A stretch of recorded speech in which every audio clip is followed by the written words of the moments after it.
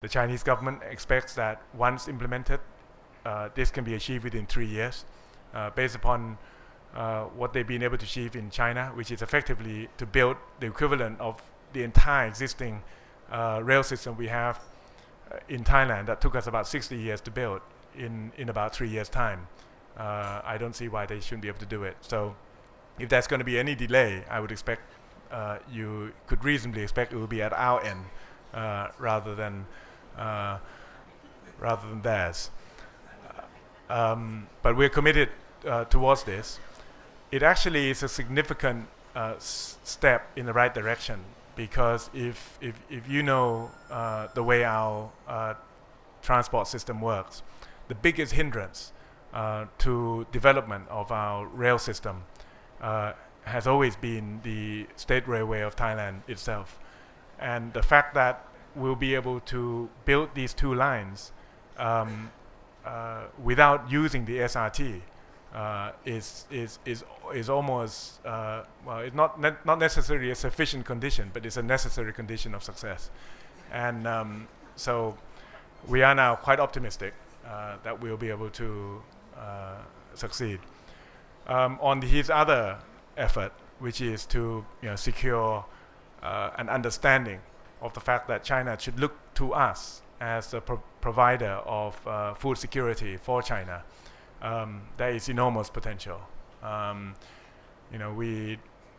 There's rice.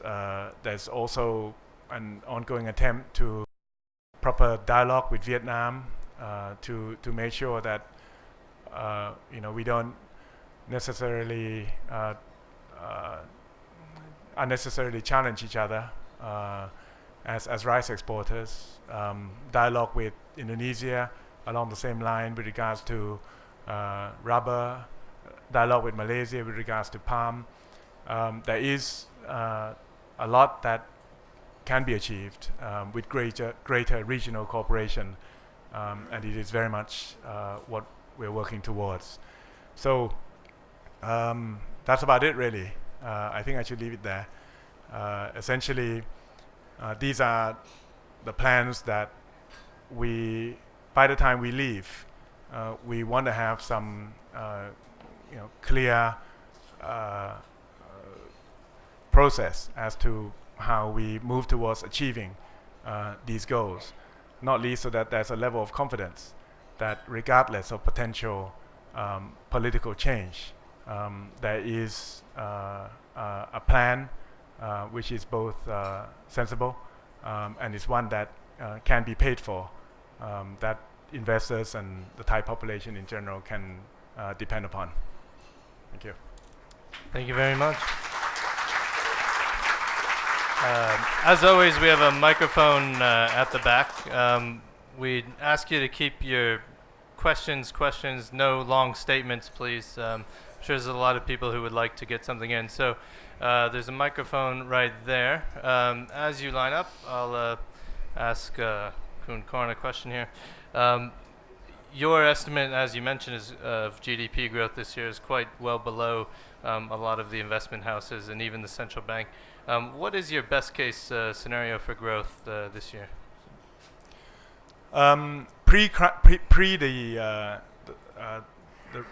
the political crisis that we had in April and May, we were projecting, meaning back in about January, we were projecting about 7% for the year. But since then, we've been surprised by the growth in our exports in particular, and also pleasantly surprised in the level of private sector investment we've seen, and the ensuing domestic level of consumption as well. So basically, all engines are firing somewhat better than we dared hope back in January. So even with the May crisis, I think we can reasonably expect 7%, and if things continue to hum along the way they are, perhaps most recent projections that we're seeing of around 8% would be achievable. Thank you. First question, please, Simon. Yeah? Two quick questions. Firstly, what can you state tell us? Your name? Simon Rockney, freelance journalist. Can you tell us something specific in a bit more detail about what the impact of the crisis in the Eurozone has been for the Thai economy? Has it just been tourism, currency, or is it the decline in exports to specific markets? And also, can you tell us a bit more about how your work and the Ministry for Finance and economic issues are going to play into the government's reconciliation plans going forward? Okay.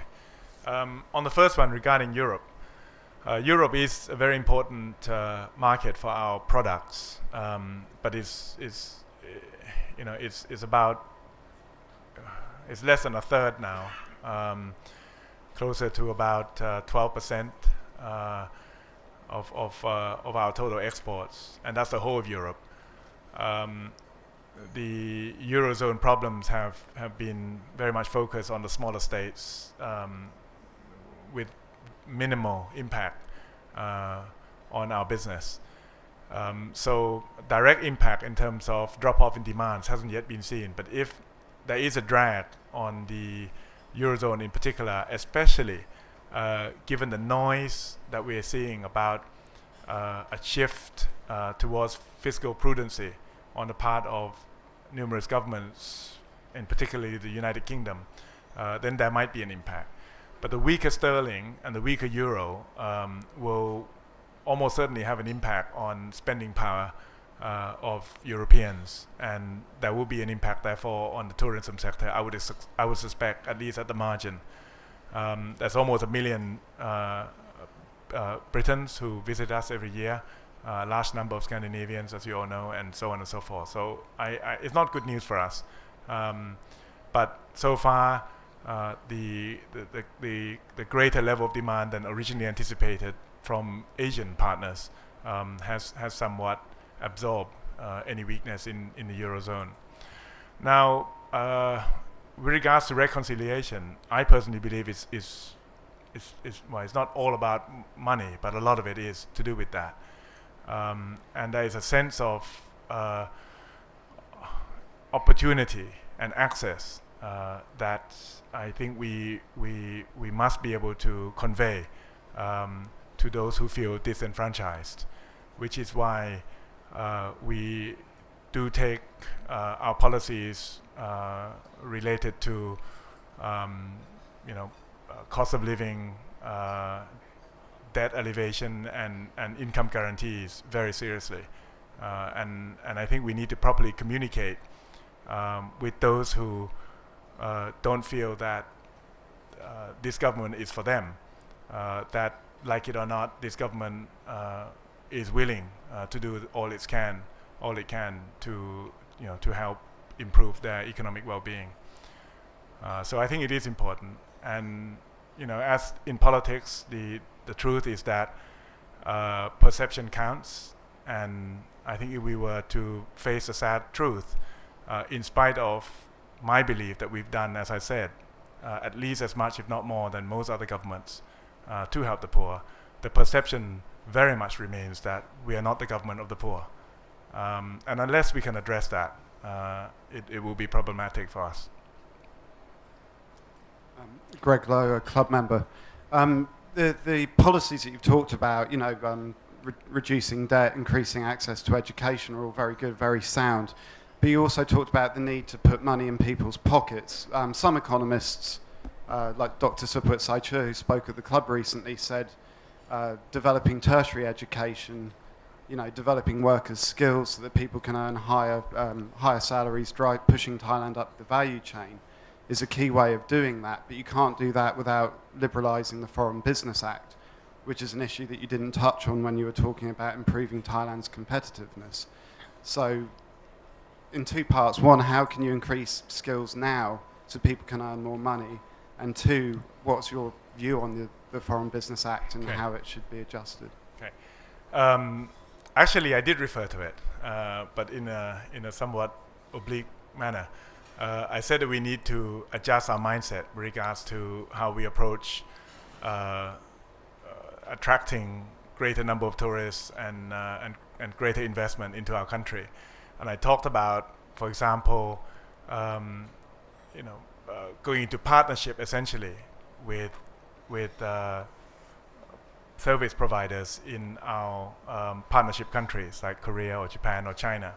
And what I mean by that, essentially, is if there is a need for Koreans to feel that when they travel to Thailand, they want to have a sense of comfort that they're being looked after in a Korean way by a Korean brand that they are comfortable with, then I don't think we should worry too much about it. Which means that it should be acceptable for us to allow these Korean brands, hotel groups, golf course owners, and so on and so forth, to come and make the kind of investment that they need to make in order for them to feel equally committed towards making sure that Koreans travel to Thailand as we are in wanting to attract Korean travelers. And that would require a change in the mindset. For me, ownership shouldn't be a problem. It's the job creation and the long-term income generation based upon that investment that should be of greater concern to Thais. But it does require a change in the mindset. I can't guarantee that we can change that mindset overnight. But I think this government has always been investor friendly, and will continue to be so. I mean, there's some clear examples as well. I'm not just talking the talk, but the Ministry of Finance, we sold a couple of banks this year, and one of the banks, and both banks were available for sale to foreigners, majority control. One bank happened to have been bought by a foreign Thai joint venture, which is technically a Thai company. The other bank was bought 100% by a foreign buyer, a Chinese bank, ICBC. And we provided an ownership waiver based on the legal power that was given to me in a non-distressed situation for the first time ever.